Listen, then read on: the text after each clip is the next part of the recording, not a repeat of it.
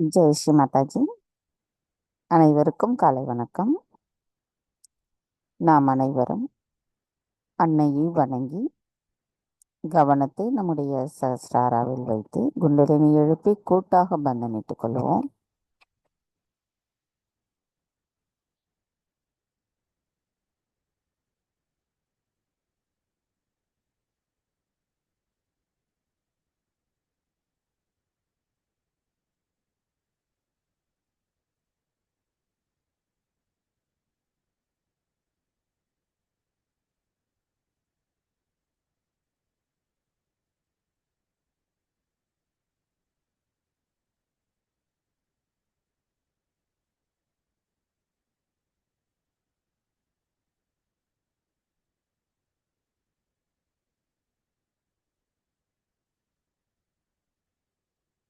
மெதுவாக நமது கவனத்தை நம்முடைய இதயத்திற்கு கொண்டு வருவோம்.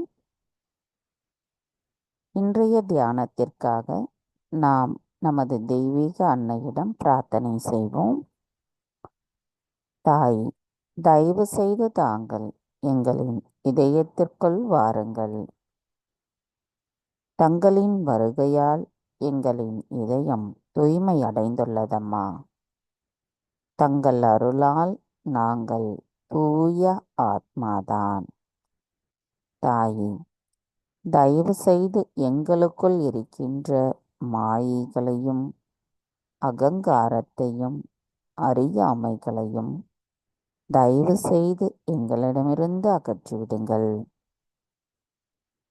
தாயே, தங்களின் பொற்கமல திருப்பாதங்களை எங்களின் ஹிருதயத்தினுள் வைத்து பூஜிக்கும் பாக்கியத்தை அனுதினமும் எங்களுக்கு தயவு செய்து தந்தருளுங்களம்மா. தங்களின் தரிசனத்தை காணும் நாங்கள் எப்பொழுதும் தங்களை பக்தியுடன் சரணடைந்த நிலையில் வணங்கும் நிலையை எங்களுக்கு தந்தருளுங்களம்மா. தாயே, எங்களுக்கான இன்றைய இந்த கூட்டு தியானத்தை தாங்களே வழிநடத்தி செல்ல வேண்டும் அம்மா.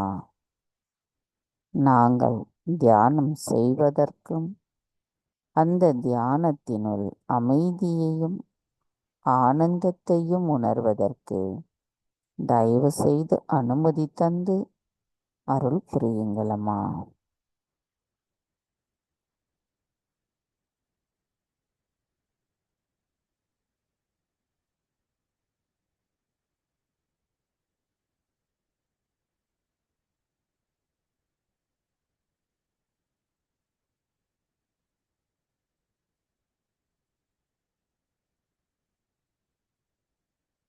மெதுவாக நமது கவனத்தை நம்முடைய சஹஸ்ராராவில் வைத்து 3 மகா மந்திரங்களையும் மற்றும் ஸ்ரீ கணேச மந்திரத்தையும் கூறுவோம்.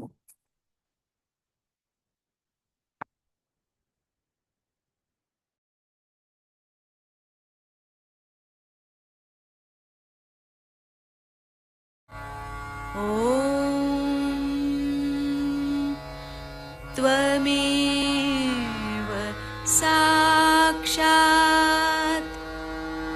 श्री महालक्ष्मी महासरस्वती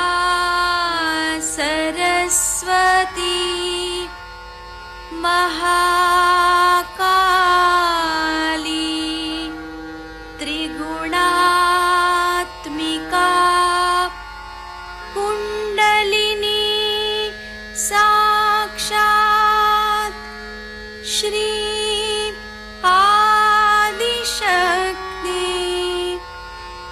माताजी श्री निर्मला देव्यै नमो नमः। ॐ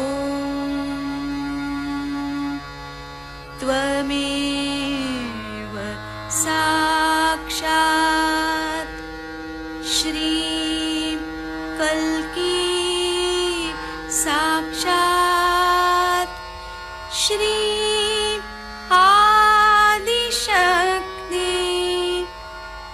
माताजी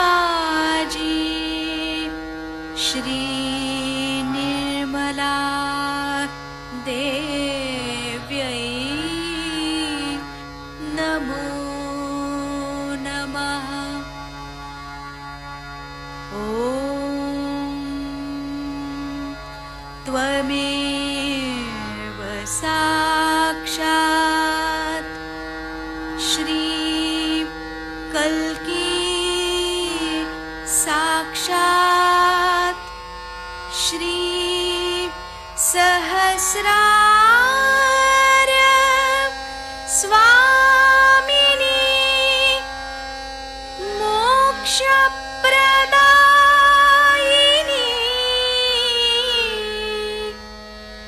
माताजी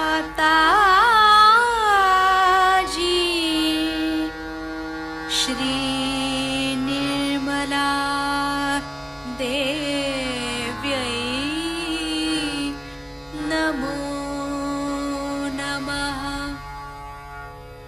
श्री गणेश मंत्र। ॐ त्वमेव साक्षात् श्री गणेश साक्षात् श्री आदिशक्ति माताजी श्री निर्मला देव्यै नमो नमः।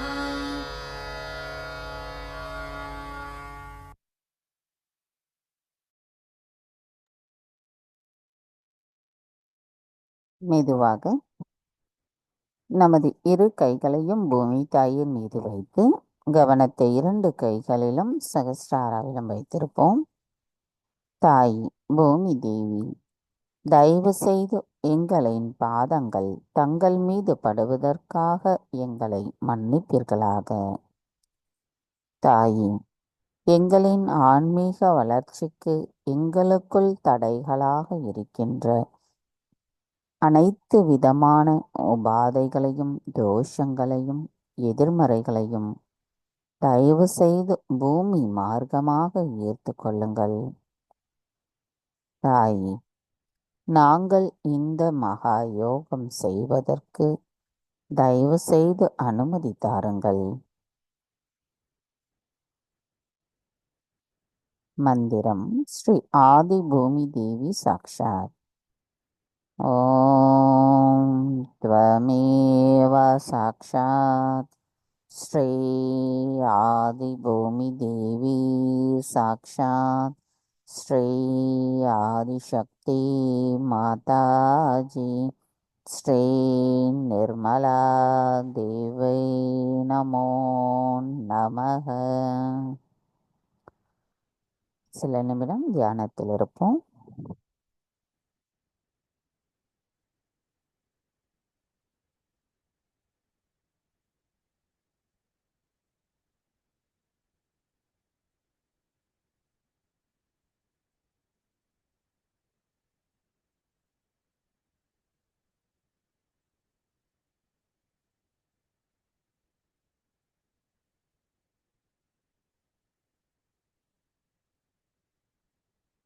மெதுவாக நமது கவனத்தை நம்முடைய இடாநாடிக்கு கொண்டு வருவோம்.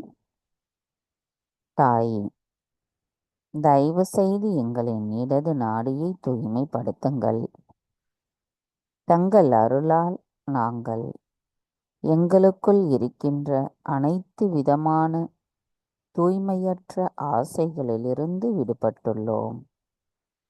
தாயே, எங்களின் ஒரே தூய விருப்பம் நாங்கள் தூய ஆத்மாவாக இருப்பதே ஆகும். தயவு செய்து எங்களுக்கு அந்த நிலையை தந்தருளுங்கள்.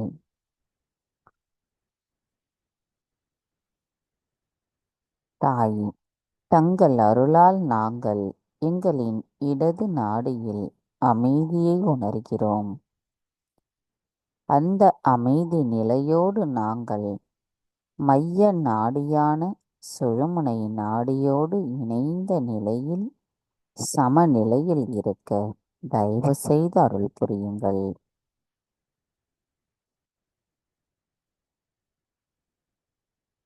கவனத்தை நமது இடது நாடியில் வைத்து சில நிமிடம் தியானத்தில் இருப்போம்.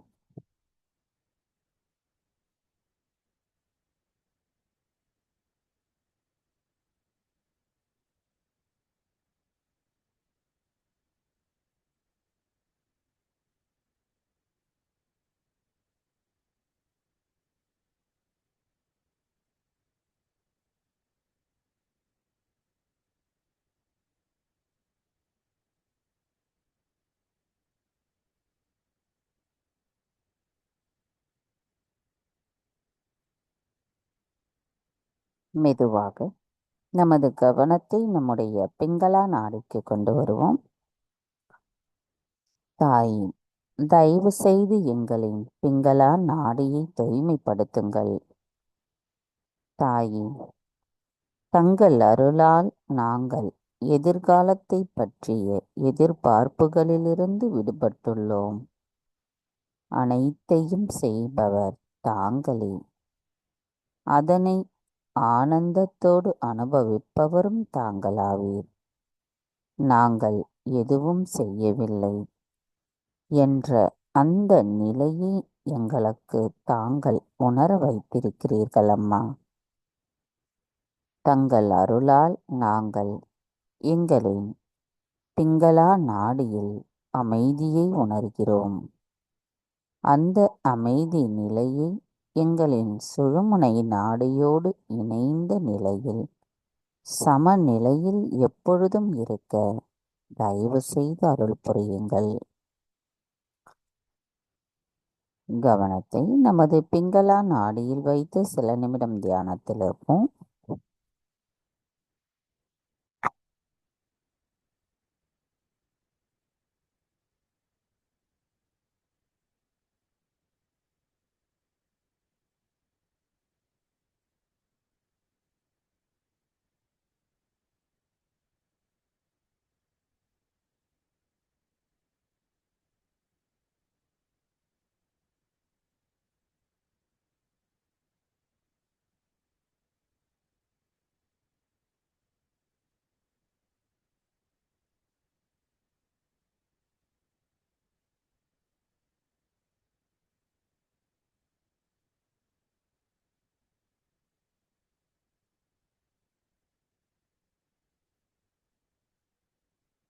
மெதுவாக நமது கவனத்தை நம்மளுடைய மைய நாடிக்கு கொண்டு வருவோம். தாயே, தயவு செய்து எங்களின் சுழுமுனை நாடியை தூய்மைப்படுத்துங்கள். தாயே, தங்கள் அருளால் எங்களின் அனைத்து விதமான ஆசைகளும் எண்ண ஓட்டங்களும் தூய்மைப்படுத்தப்பட்டிருக்கிறது.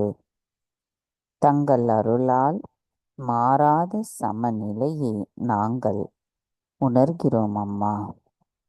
தாயே, எங்களுக்குள் அமைதியையும் நிறைவையும் நிலைநிறுத்தி நாங்கள் இறைவனோடு இணைகின்ற அந்த சமநிலையை தயவு செய்து எங்களுக்கு எப்பொழுதும் தந்தருளுங்கள் அம்மா.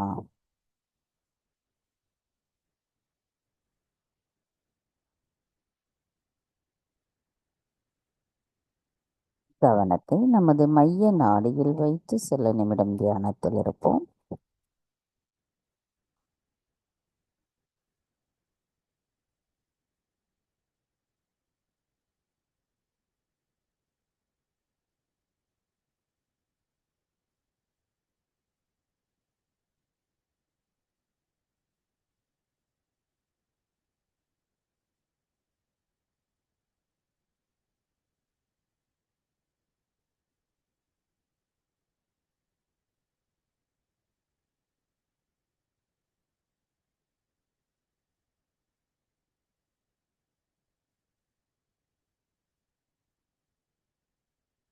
மெதுவாக நமது கவனத்தை நம்மளுடைய மூலாதார சக்கரத்திற்கு கொண்டு வருவோம்.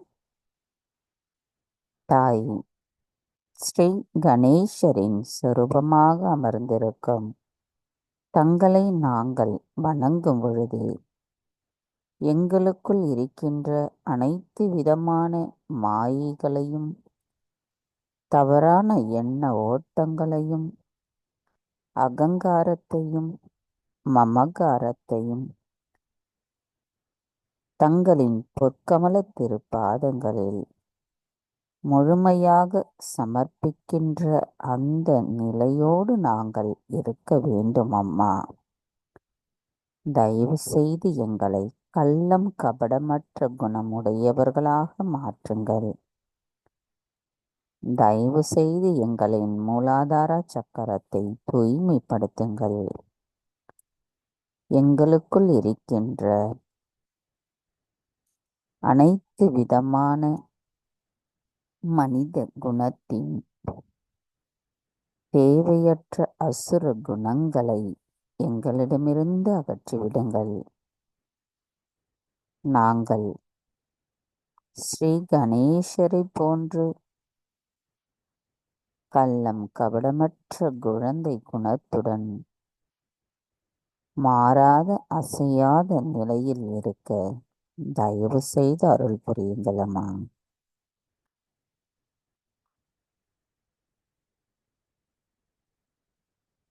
ஸ்ரீ கணேசா,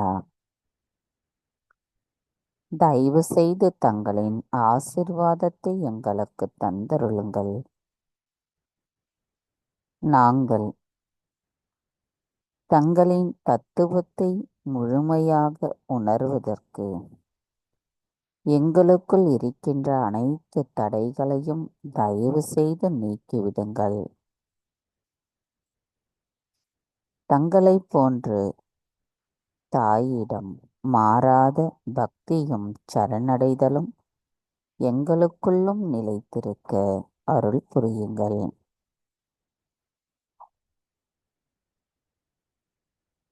தாய், நாங்கள் பிரம்மானந்தத்தின் ஆனந்தத்தை உணர்வதற்கு தயவு செய்து அருள் புரியுங்கள்.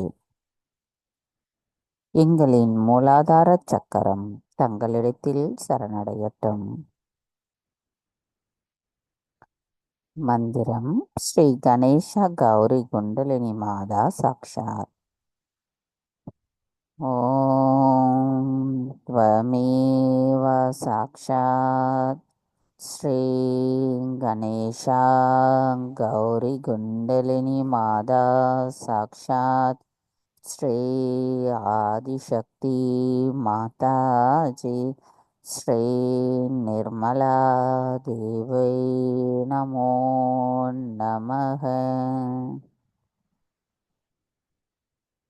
கவனத்தை நமது மூலாதார சக்கரத்தில் வைத்து ஸ்ரீ கணேச அதர்வசேஷம் கூறி தியானத்தில் இருப்போம்.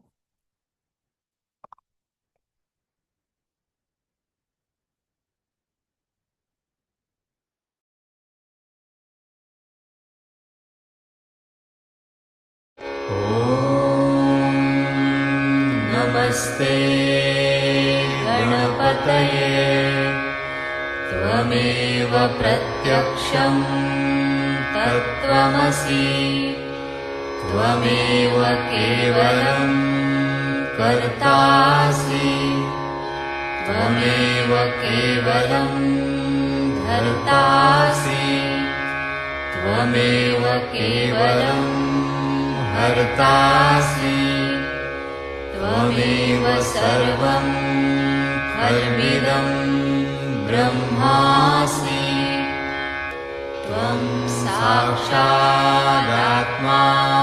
नित्यं ऋतं वच्मि सत्यं वच्मि अवत्वं माम् अववक्तारम् अवश्रोतारम् अवदातारम्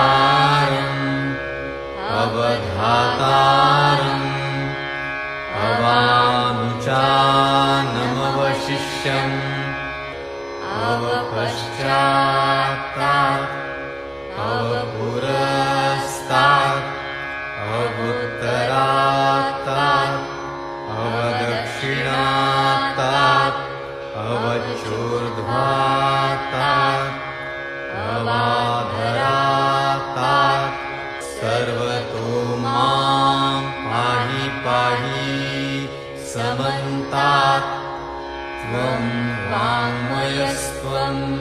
चिन्मयः त्वमानन्दमयस्त्वं ब्रह्ममयः त्वं सच्चिदानन्दाद्वितीयोऽसि त्वं प्रत्यक्षं ब्रह्मासि त्वं ज्ञानमयो विज्ञानमयोऽसि सर्वं जगदिदं त्वत्तो जायते सर्वं जगदिदं त्वत्तस्तिष्ठति सर्वं जगदिदं त्वयि लयमिष्यति सर्वं जगदिदं त्वयि प्रत्येति त्वं भूमिरापो नलो नीलो नभः त्वं चत्वारि वाक्पदानि त्वं गुणत्रयातीतः त्वं देहत्रयातीतः त्वं कालत्रयातीतः त्वं मूलाधारस्थितोऽसि नित्यं त्वं शक्तित्रयात्मकः त्वां योगिनो ध्यायन्ति नित्यम् त्वं ब्रह्मा त्वं विष्णुस्त्वं रुद्रस्त्वम् इन्द्रस्त्वम् अग्निस्त्वं वायुस्त्वं सूर्यस्त्वं चन्द्रमास्त्वं ब्रह्मभूर्भुवः स्वरों गणादीन् पूर्वमुच्चार्य वर्णादि तदनन्तरम् अनुस्वारः परतरः अर्धेन्दुलसितं तारेण रुद्धम् एतत्तव मनुस्वरूपं गकारः पूर्वरूपम् अकारो मध्यमरूपम् अनुस्वाराश्चान्त्यरूपम् बिन्दुरुत्तररूपम् नादसन्धानम् संहिता सन्धिः सैषा गणेशविद्या गणकऋषिः निःसृद्गायत्री छन्दः गणपतिर्देवता ॐ गं गणपतये नमः एकदन्ताय विद्महे वक्रतुण्डाय धीमहि तन्नो दन्ती प्रचोदयात् एकदन्तं चतुर्हस्तं पाशमङ्कुशधारिणं रदं च वरदं हस्तैर्बिभ्राणं मूषकध्वजम् रक्तं लम्बोदरं शूर्पकर्णकं रक्तवाससं रक्तगन्धानुलिप्ताङ्गं रक्तपुष्पैः सुपूजितं भक्तानुकम्पिनं देवं जगत्कारणम् अच्युतम् आविर्भूतं च सृष्ट्यादौ प्रकृतेः पुरुषात् परम् एवं ध्यायति यो नित्यं स योगी योगिनां वरः नमो व्रातपतये नमो गणपतये नमः प्रमथपतये नमस्तेऽस्तु लम्बोदरायैकदन्ताय विघ्ननाशिने शिवसुताय श्रीवत्सलाय वरदमूर्तये नमो नमः। साक्षात् श्री आदिशक्ति माताजी श्री निर्मला देव्यै नमो नमः।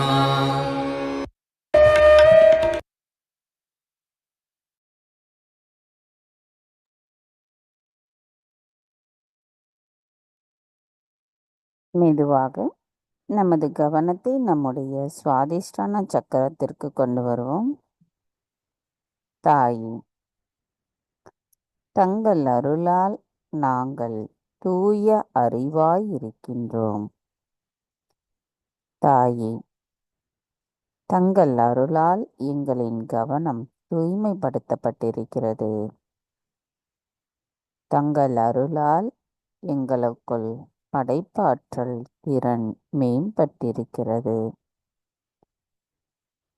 தங்கள் அருளால் நாங்கள் தெய்வீகத்தின் நுட்பத்தை புரிந்து கொள்ளக்கூடிய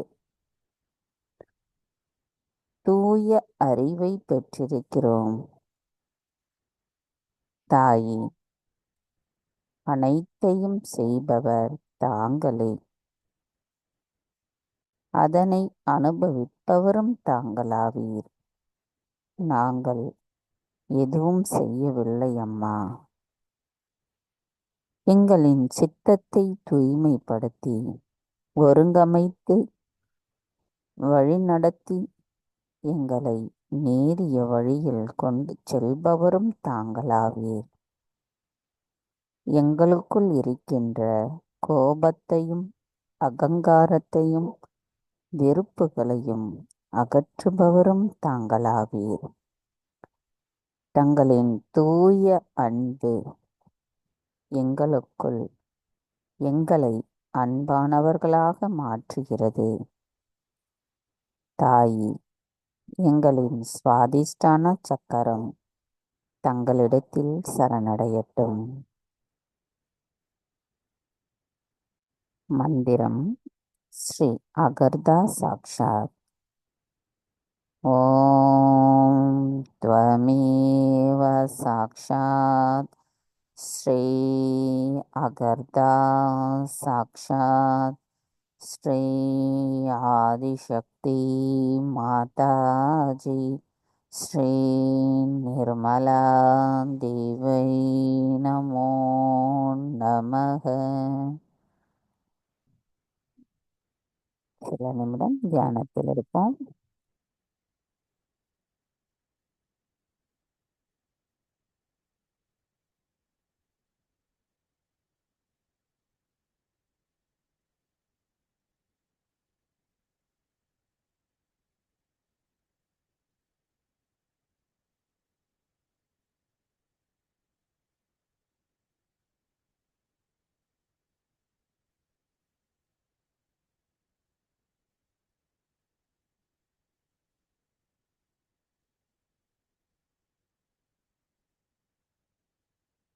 மெதுவாக நமது கவனத்தை நம்முடைய ஆக்ஞா சக்கரத்திற்கு கொண்டு வருவோம். தாயே,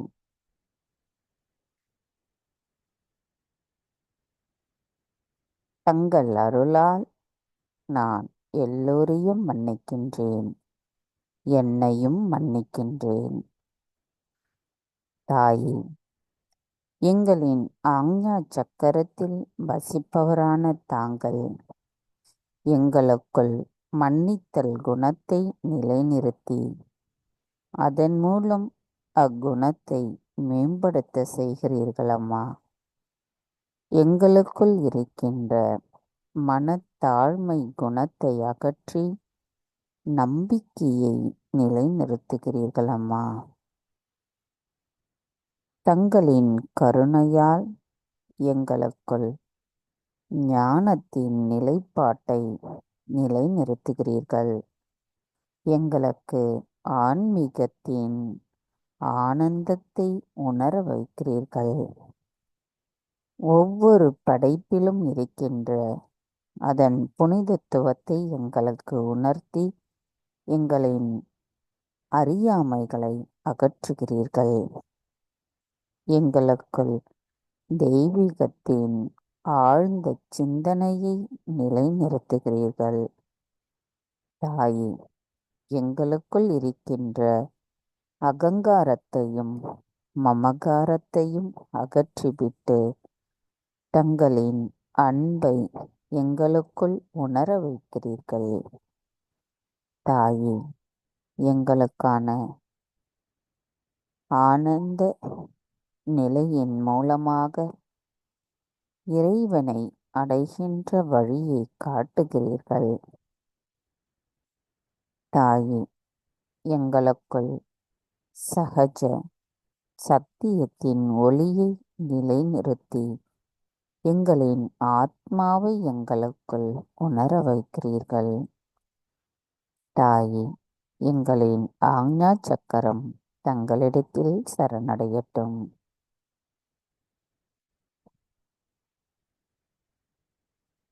மந்திரம் ஸ்ரீ ஆஞ்ஞா சக்கர சுவாமினி சாக்ஷாத்.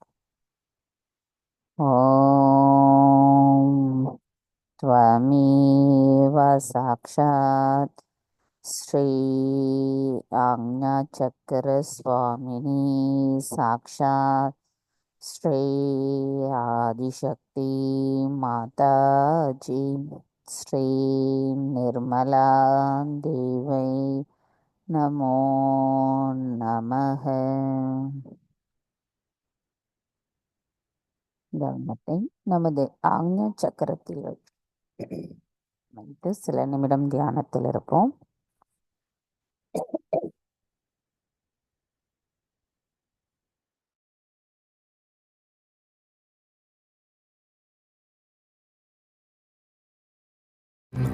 ஹம்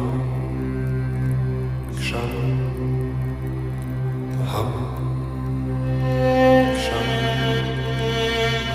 ஹம் ஷம்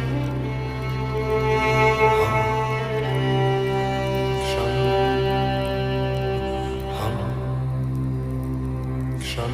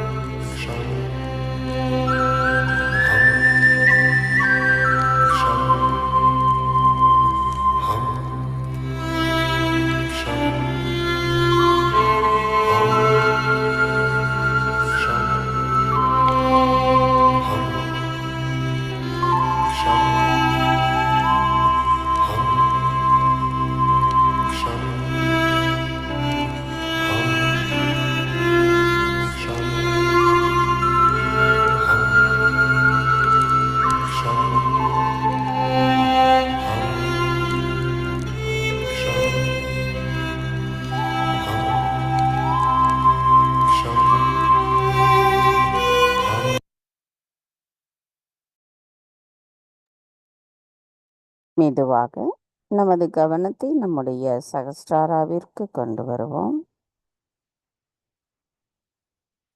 சகஸ்ராராவிலிருந்து சற்று மேலே நமது கவனத்தை கொண்டு செல்லுவோம்.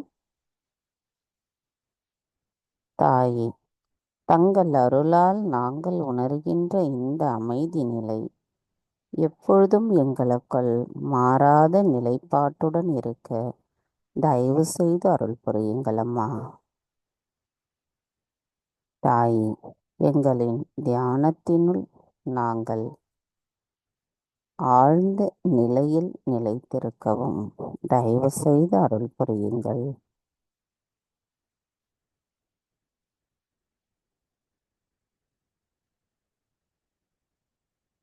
மந்திரம் ஸ்ரீ சச்சிதானந்தா சாக்ஷாத். ஓம் த்வமேவ சாக்ஷாத் ஸ்ரீ சச்சிதானந்தா சாக்ஷாத் ஸ்ரீ ஆதிசக்தி மாதாஜி ஸ்ரீ நிர்மலா தேவை நமோ நமக. சில நிமிடம் நாம் தியானத்தில் இருப்போம்.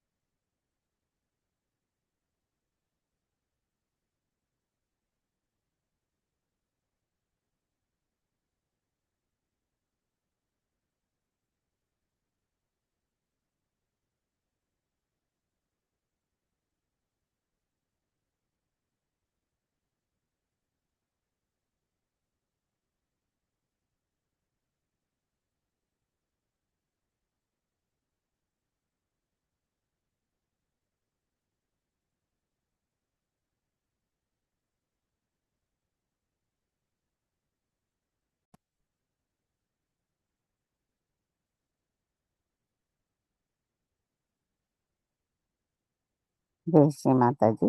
நமது இதே தியான நிலையில் நாம் அன்னையின் சொற்பொழிவு கேட்போம். சொற்பொழிவு ஹிந்தியில் இருக்கும். நமக்கு தமிழ் டிரான்ஸ்லேஷன் வரும்.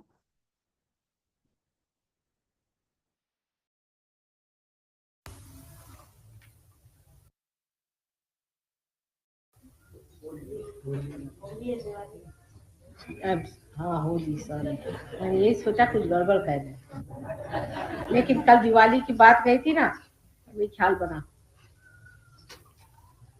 कि होली के शुभ अवसर पर आज दिवाली मनाई जाएगी।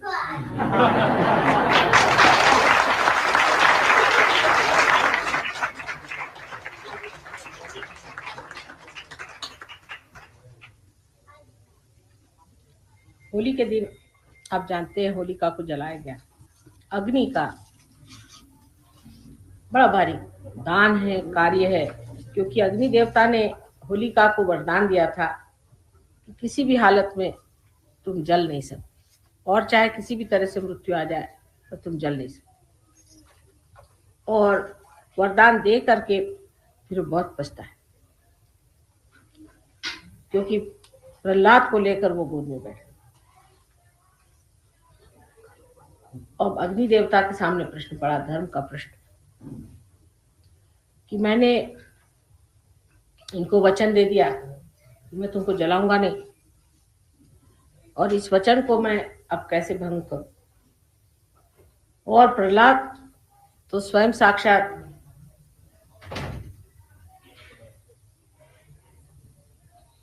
अबोधिता है,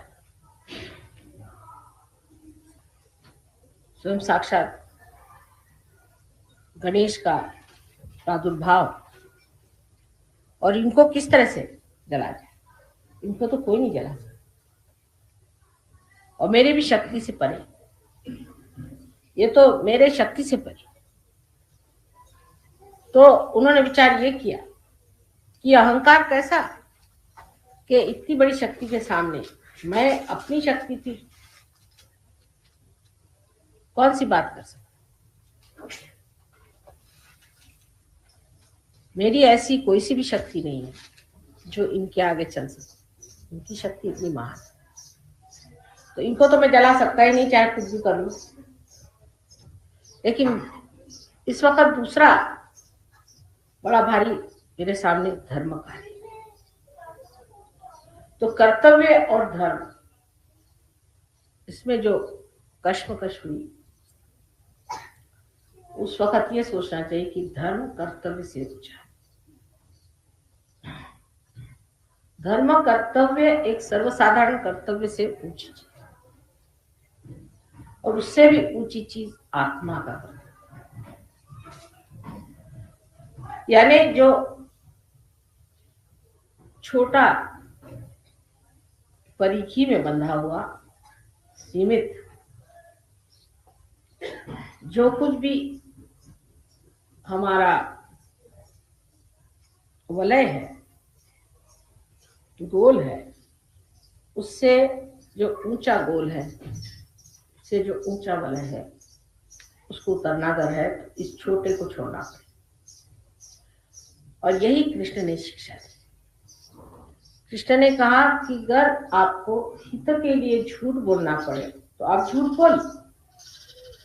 सच बोलने की बात ठीक है, लेकिन किसी ऊंची चीज के लिए नीची चीज को छोड़ना चाहिए।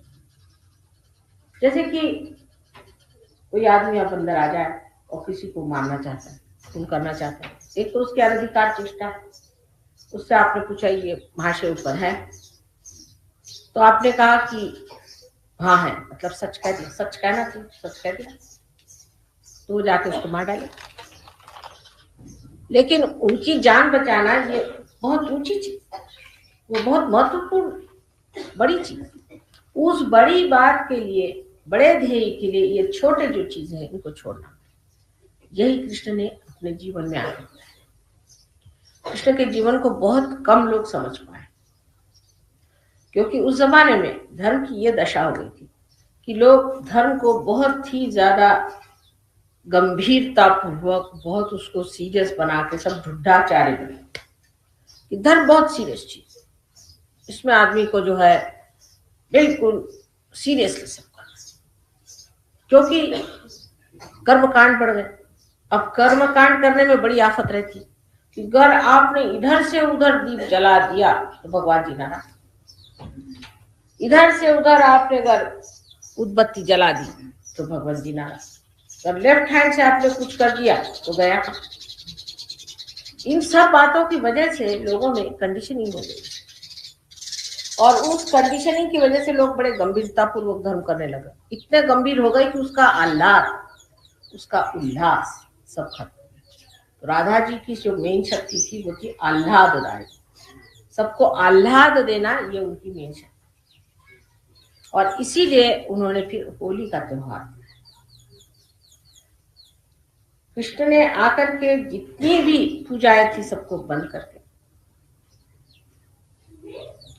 और कहा कि अब पूजा वूजा मत करो, तुम उस आत्मा की ओर बढ़ो जिसको तुम्हें पाने, और छोटी छोटी चीजों में मत खोना, शुद्र चीजों में नहीं खोना है, लेकिन ऊंची चीज के ओर अपनी दृष्टि लगाए। अब जो आदमी, मैं तो बड़ा झूठ कभी बोलता नहीं साहब, कभी कभी ऐसा आदमी ओवर स्पष्ट वक्ता भी हो जाता है और अहंकार में दूसरों को दुखाता है,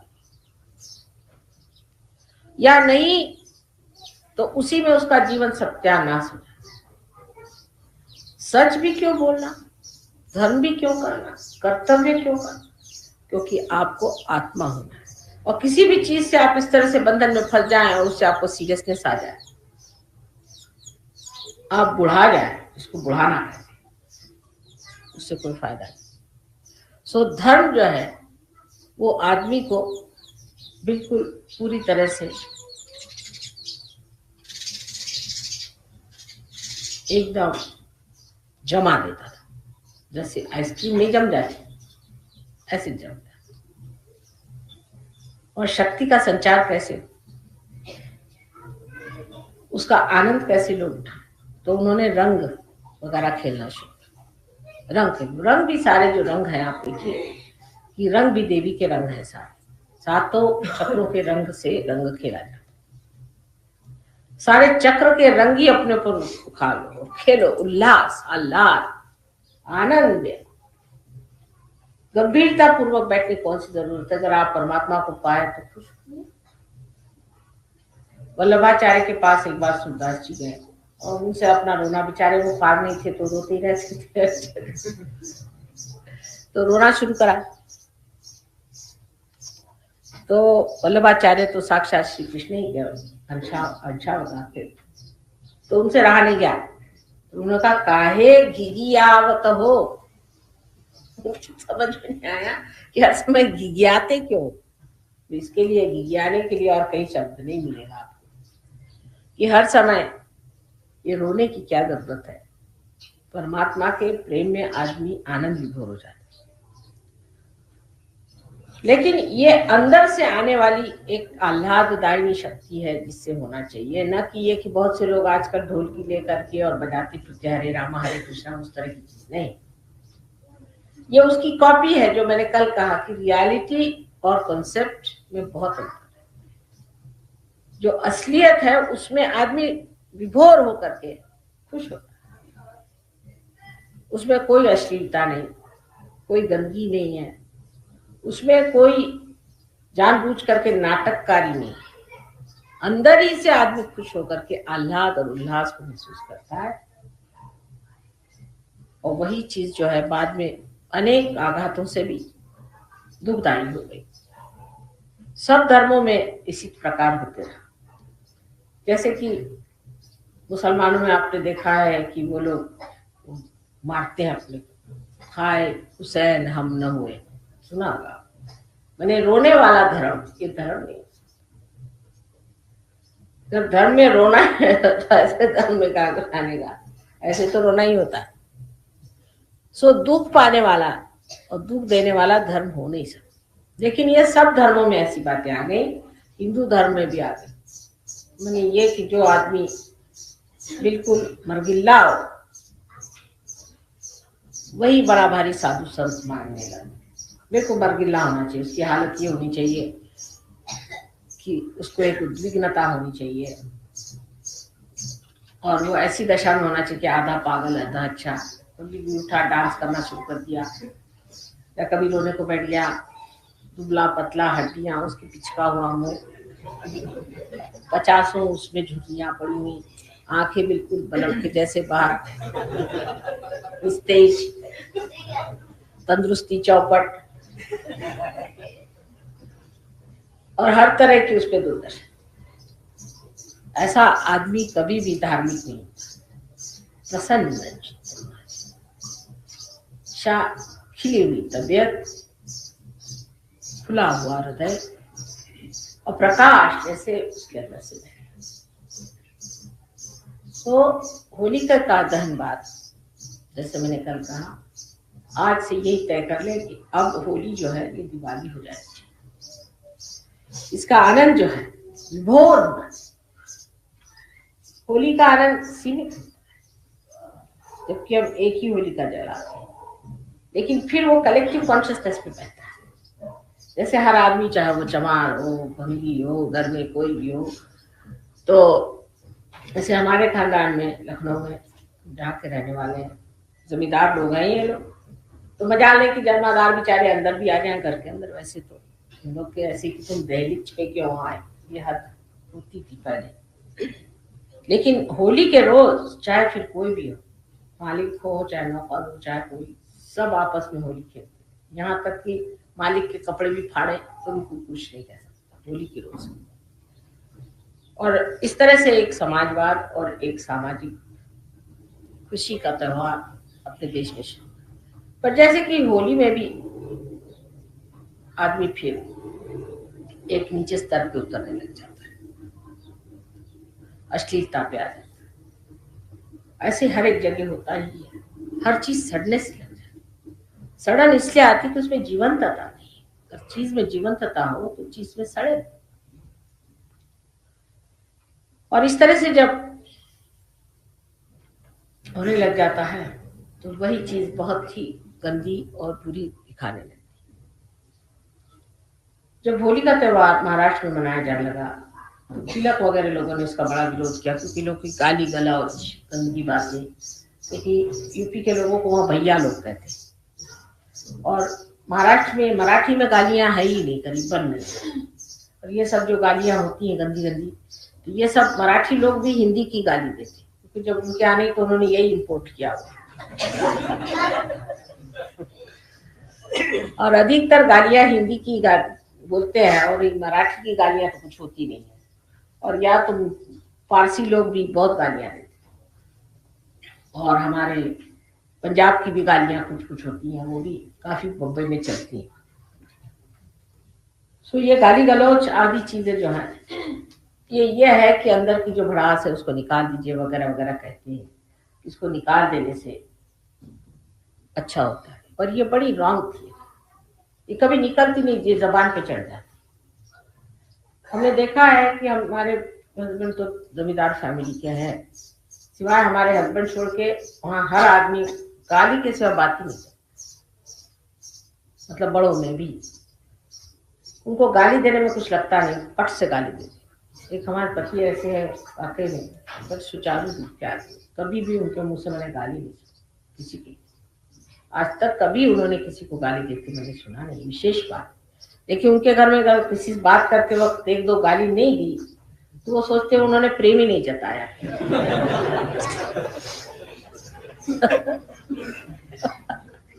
वहाँ तरीका ये है कि दोस्त को मिलेंगे तो 50 पहले गाली देंगे, उसके बाद फिर गले मिलेंगे। तो वो यही चीज से फिर वो चढ़ जाती है गाली, उसका नुकसान भी बहुत हो जाता है। ऐसी चीजें अगर चढ़ जाए जीभ पे तो जिह्वा में शक्ति नष्ट हो जाती। जिह्वा का आदर नहीं होने से आप जो बोलते हैं वही झूठ होएगा। जो आदमी मुंह से गाली नहीं देता है उसके जिह्वा पे शक्ति होती है। आपने बहुत बार देखा होगा कि भाषण करते करते कुछ कहना भी होता है तो मैं ठिठक जाती हूँ कि कहीं ऐसा न हो कि जो बातें जैसे ईसा मसीह ने कही थी कि सुअर के आगे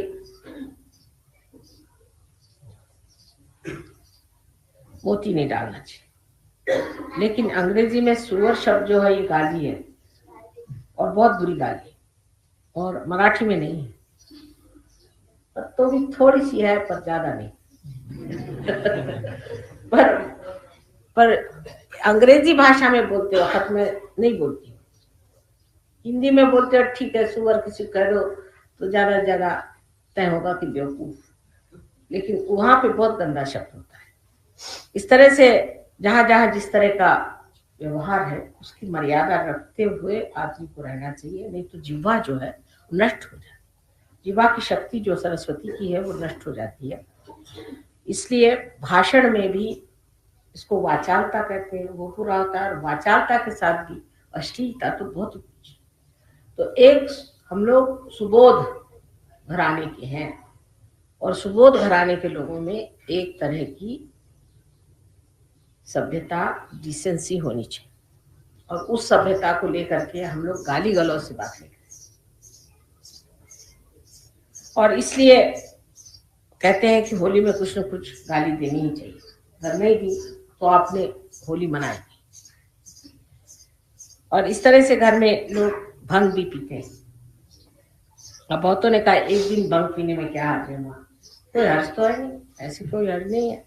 एक दिन भंग पी ले तो कोई भंगेड़ू नहीं हो जाते, पर अगर आप हमें भंग पीने को कहिए तो हम तो नहीं पिएंगे, क्योंकि वजह यह है कि हम तो पहले ही पिए हुए हैं, हमें कोई जरूरत नहीं। और लोग इसलिए पीते हैं कि सोचते हैं कि जो सीरियस लोग हैं वो जरा से हल्के हो जाते हैं। जैसे ईगो ओरिएंटेड लोग हैं वो भंग पी लें, थोड़े से लेफ्ट साइड को मूवमेंट हो जाती है तो जरा से खिल जाते, भंग में बकना शुरू कर देते। लेकिन भयंकर प्रकार है भंग, क्योंकि हमारे ससुराल जब हम गए तो हमें क्या पता था कि भंग वंग पीते। महाराष्ट्र में सब तरीका नहीं है, महाराष्ट्र जरा इस मामले में ज्यादा सभ्य है। औरतें तो बिल्कुल भंग का नाम ही नहीं, उनको अच्छा ही नहीं लगती सब चीजें। तो घर में गए तो आपको क्या पता था, सब भंग पिए बैठे। उनका खाना खाइए, हमने कहा भाई चलो खाना खाने बैठे तो इतनी बड़ी थाली में, हम कायस्ता में जैसा तरीका था बड़ी थाली में बैठ के खाना शुरू किया। अब मैं तो जितना खाती हूँ आप जानते ही हैं, चलो उस दिन त्योहार था थोड़ा ज्यादा ही खा लिया। अब वो खाते चली गई, हम क्या हो रहा है कुछ समझ नहीं आ रहा, और हंसते जाओ खाते जाओ। तो हमारी जिठानी जी विधवा थी, तो विधवा लोग नहीं भंग पीती, विधवाओं के लिए सब मना। हमने कहा ये इनको क्या हो गया जीजी? तो वो सब हंसे जाए और खाते जाए, हंस जाए। मेरी कुछ समझ भी नहीं आया क्या हो रहा है। तो उसके बाद हमारे उन्होंने बताया कि इन लोग सब भंग पिए हुए।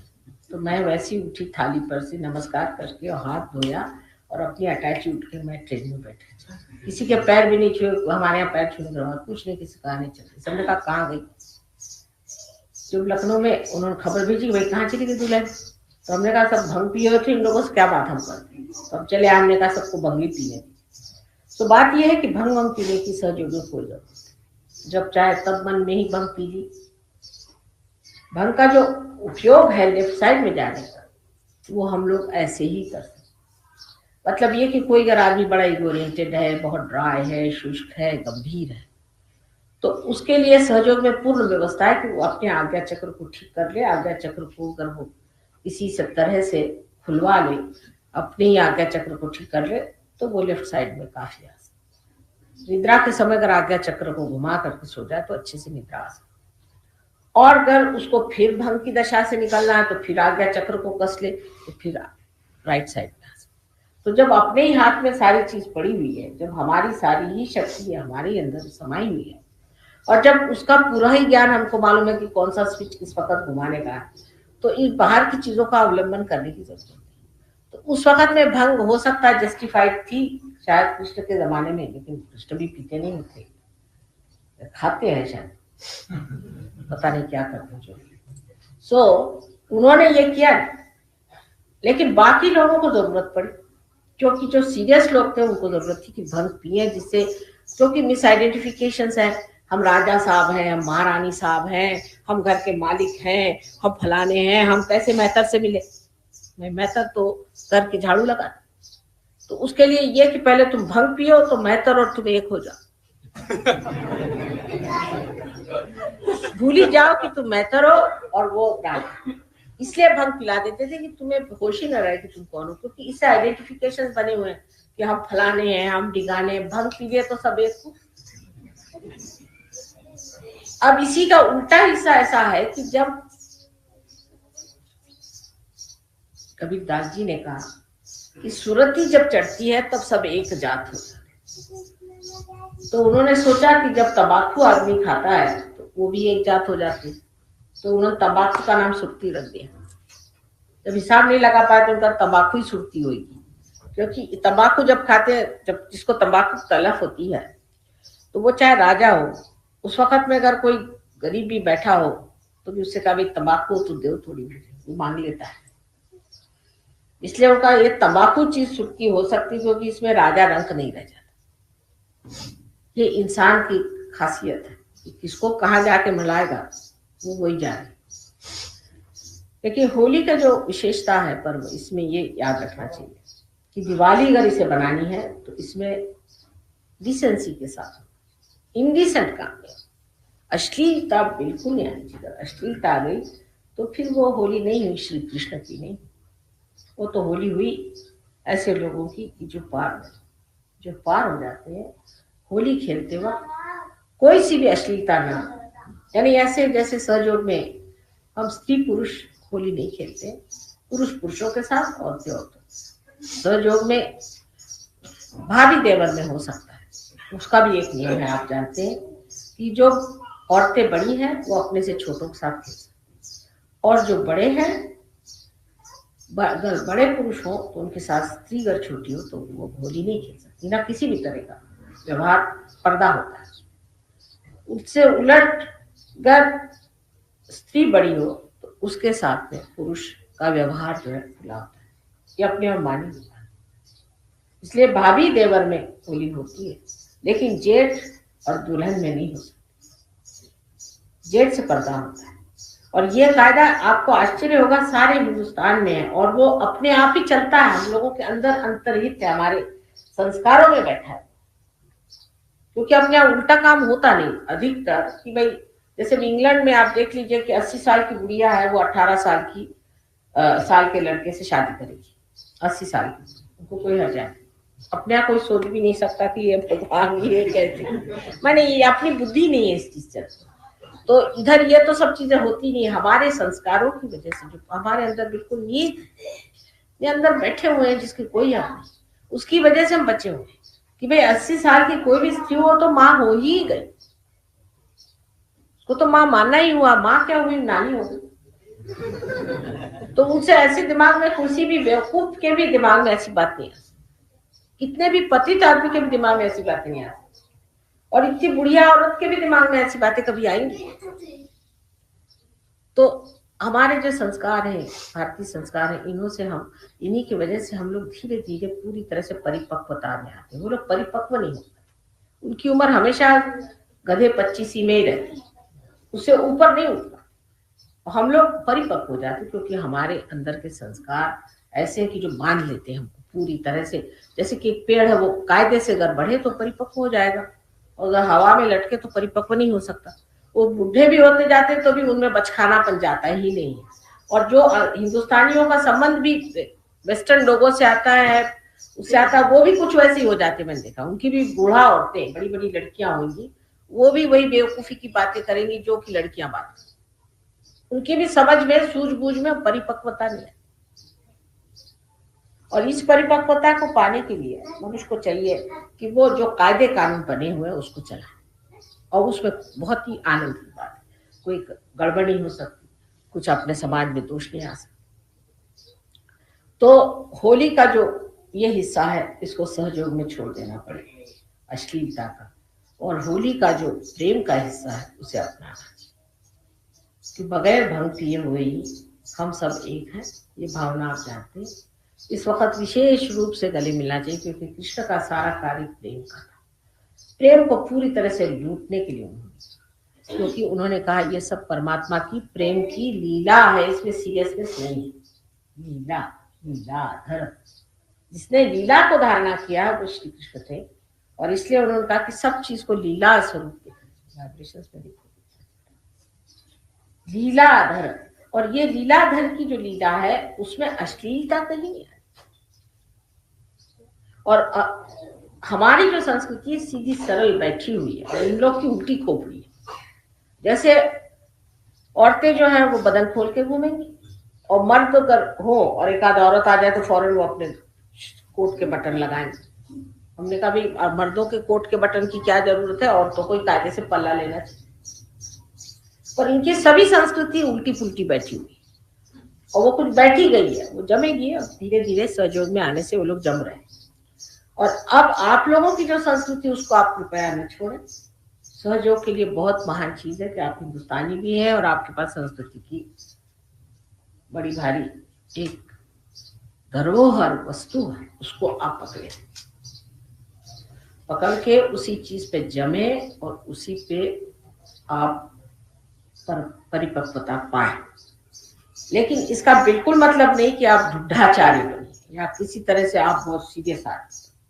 प्रसन्न चित्त, आपकी माँ जब हंसती तो आप देखा है कभी कभी तो 7 मंजिल की हंसी आती है। सब लोग हैरान होते हैं कि गुरु लोग तो कभी मुस्कुराते भी नहीं है, माँ जो है हंसती रहती है और उनके मुंह पे मुस्कुराहट तो कभी जाती है। मैं तो 1 मिनट से ज्यादा सीरियस नहीं हो सकती, जब सीरियस भी होती तब भी नाटक रहता है।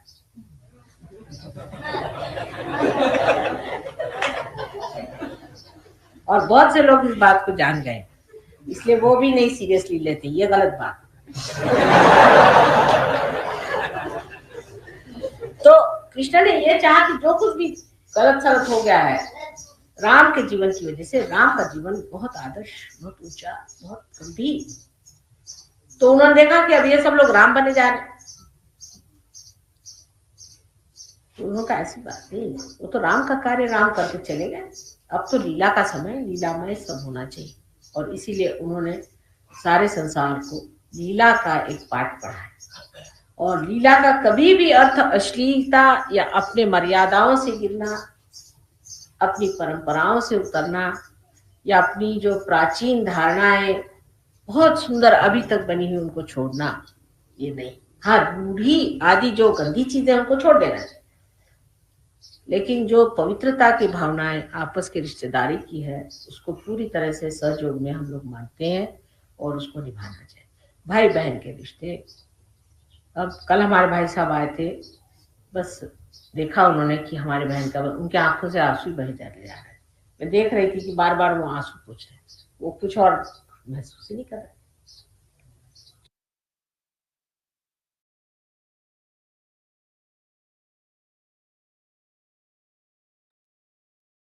ஜெய் ஸ்ரீ மாதாஜி. அன்னையின் உரை மனதில் கொண்டு சில நிமிடம் தியானத்தில் இருப்போம்.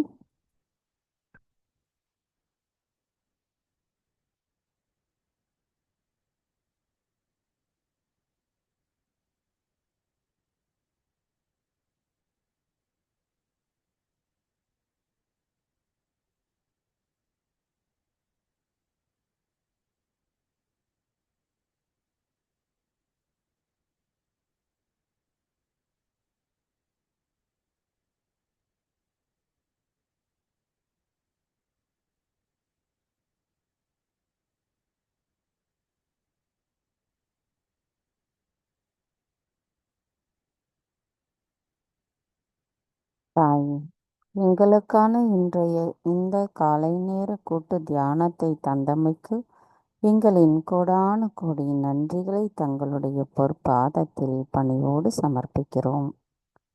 தாயே, இன்றைய தியானத்தில் நாங்கள் ஏதேனும் தெரியாமல் தவறுகள் செய்திருந்தால் தயவு செய்து எங்களை மன்னித்து விடுங்கள். பூரண மந்திரம்.